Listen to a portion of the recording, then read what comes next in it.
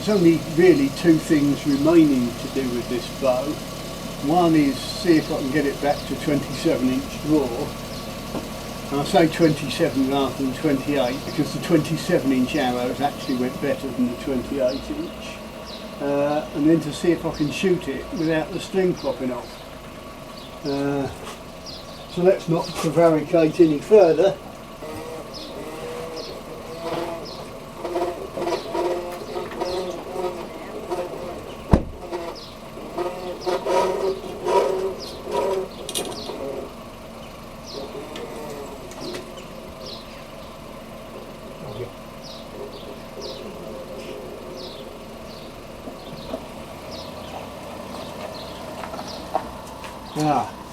And there we can see the strings actually come off the levers, so it requires more work. In that last video we got to £60, and I think it clearly showed what a disaster the whole thing could have been as the string came back and missed the bridges.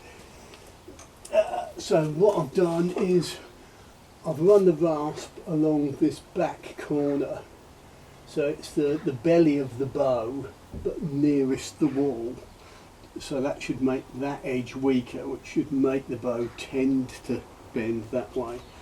I've also taken a tiny bit off this face of this lever, because most of the adjustment I've been doing on this one because it seems that that's where the tracking was furthest out.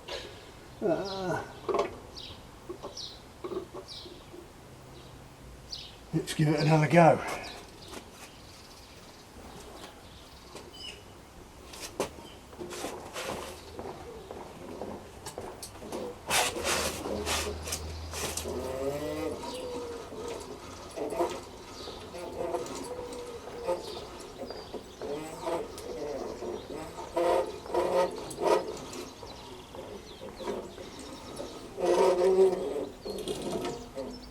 Done it again.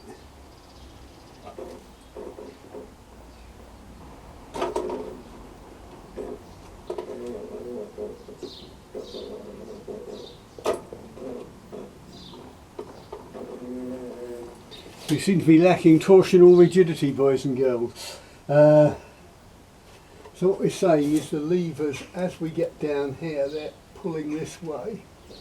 So this end of the limb is effectively twisting this way.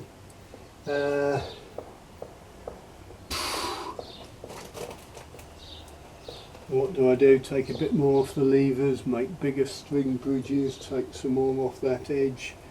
A little of A, a little of B, and a little of C probably.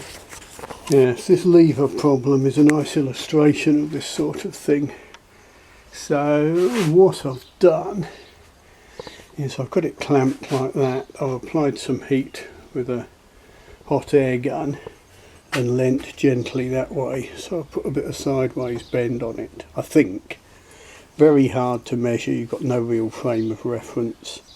I didn't want to get it too hot and destroy the glue line, but on the other hand U does bend quite easily. It's still warm and you think, well, what do I do if that doesn't work? You know, the whole thing about fault finding and curing things is it's never a problem as long as you've got the next possible solution. The time to worry is when you completely run out of ideas. So if this doesn't work, what can I do? Well, I can simply glue a slat of U onto this side of the lever.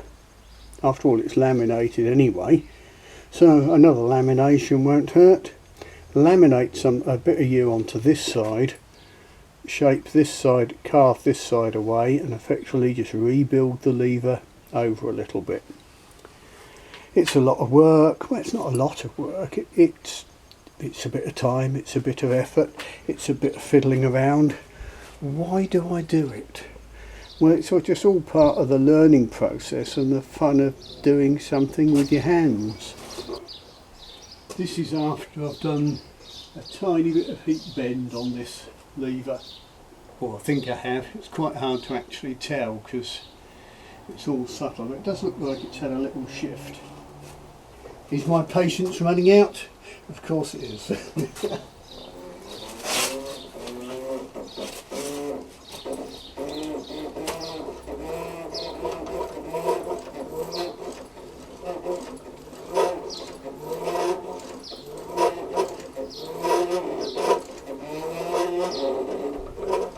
That's looking better, isn't it?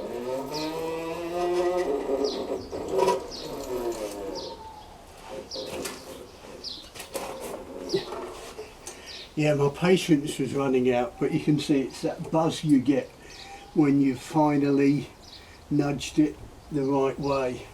I mean, it may still explode, but something I've also noticed, the long loop thing doesn't actually make as much difference as you might think, because at the point where it's just coming into the levers, about there, the loop is touching here.